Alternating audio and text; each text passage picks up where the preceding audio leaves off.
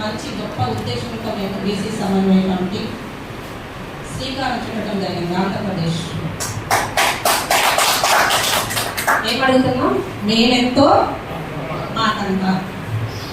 చాలా మంది వాయిస్ వెళ్ళినప్పుడు మేము 50% ఉన్నాం, 30% ఉన్నాం, 60% ఉన్నాం కాదు. ఈ మధ్య స్టేట్మెంట్ వచ్చిందంటే మామూలుగా జరిగింది డేట్. కులగణన చేస్తాము, సమగ్ర కులగణన ద్వారా ఏంటి మనకు లాభం? కులగణన జరిగితే మనమెంతో చక్కగా ఒక లిస్ట్ వస్తుంది. ఈ రోజుల్లో బీసీలు అనేవాళ్ళు రాజ్యంలో ఎక్కడ ఉన్నారు, రాజ్యాంగంలో ఎక్కడ ఉన్నారు?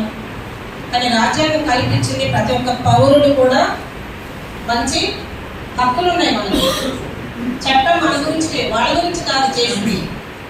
రాజ్యాంగంలో అమలు చేసినవన్నీ ప్రతి ఒక్క పౌరుడికి సమాన హక్కులు ఉన్నాయి. రాజ్యాధికారులు కూడా మనకు కూడా సమాన వాటా ఉంది. కానీ మన ముందు ఉన్నామా? ఎంతోమంది ఇప్పుడు పరిచయాలు తెలిసింది, మేధావులు ఉన్నారు, మంచి ఆలోచన కలిగిన టీం ఉంది. మల్లేశ్వర గారికి నేను మరొకసారి అభినందనలు తెలియజేస్తా ఉన్నాను. ఇలాంటి టీము, ఇలాంటి ప్రక్రియ మనం కూర్చొని చర్చిస్తే తప్పకుండా మనకి ఏదో ఒక రోజున రాజ్యాధికారం మనకి తప్పకుండా త్వరలోనే వస్తుంది. 8 ఏళ్ళుగా బీసీ సమన్వయ కమిటీ ద్వారా కులగణన చేయాలనేది గవర్నమెంట్ మేము అప్పీల్ చేసినప్పుడు ఇది వల్ల కాదని చెప్పారు. కానీ ఈ రోజు మనము దాన్ని బీసీ సమన్వయ కమిటీ మన ఖాతాలో మనం లిస్ట్ చేసుకున్నాము అనేది నేను గర్వంగా చెప్తాను. మహిళల గురించి ఏం మాట్లాడారు? భారతదేశంలో మహిళలు ఎన్నో విషయాల్లో పనిచేసే దగ్గర ఎక్కడ ఉన్న మహిళలకి వివక్షత, చిన్న చూపు, అణచివేత, బయటికి రాలేని పరిస్థితిలో ఉన్న మహిళలను నేను చూస్తా ఉన్నాను. 10 రాష్ట్రాల్లో జనరల్ సెక్రటరీగా నేను ఎన్నికయ్యి గత 20 ఏళ్ళుగా నేను పనిచేస్తా ఉన్నాను. మీతో పాటు మేము సమానంగా వస్తామన్నప్పుడు, పేరు ఇవ్వండి అన్నప్పుడు మహిళలు ముందుకు రాలేని పరిస్థితిలో మేము చూస్తాము.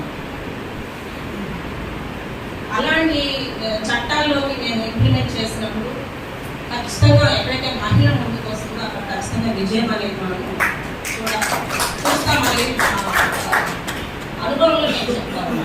నేను 35 సంవత్సరాల్లో సొసైటీ ద్వారా ఒక మహిళగా పిల్లలు చదివించుకుంటూ మహిళల యొక్క రిజర్వేషన్ కానీ, మహిళలకు చేతి పనుల ద్వారా శిక్షణ ఇవ్వడం కానీ, ఇలాంటివన్నీ నేను చేసుకుంటూ భారతదేశంలో ఎన్ని రాష్ట్రాలు ఉన్నాయో అన్ని రాష్ట్రాలకి మేము వెళ్ళడం జరిగింది. గొంతు విప్పి మాట్లాడతాం.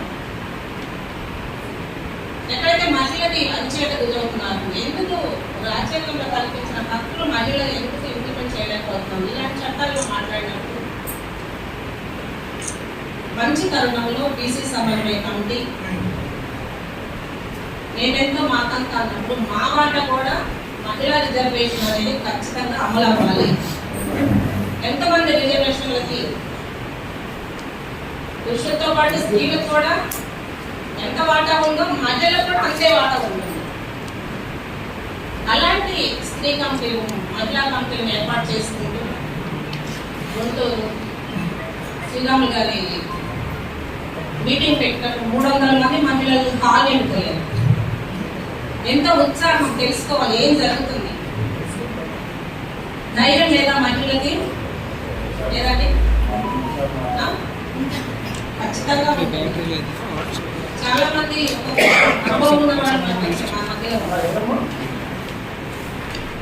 సంఘాల్లో యుద్ధాలు చేసిన వాళ్ళు ఉన్నారు. ఇలాంటి విషయంలో మన మహిళలు కూడా ముందుకు రావాలి. ఇది చరిత్రలో తిరగరాయాల్సిన అంశం. ఈ రోజున వైజాగ్లో మనం ఇంతమందిని మనం కూర్చున్నాం. ఖచ్చితంగా మనం రాజ్యాధికారం గురించి మహిళలు కూడా వచ్చిన మహిళలు ముఖ్యంగా ఈరోజు మాతృ దినోత్సవ శుభాకాంక్షలు మహిళలతో పాటు మీకందరికీ అమ్మలున్న ప్రతి ఒక్కరికి నేను శుభాకాంక్షలు తెలియజేస్తాను. మల్లేశ్వరరావు గారికి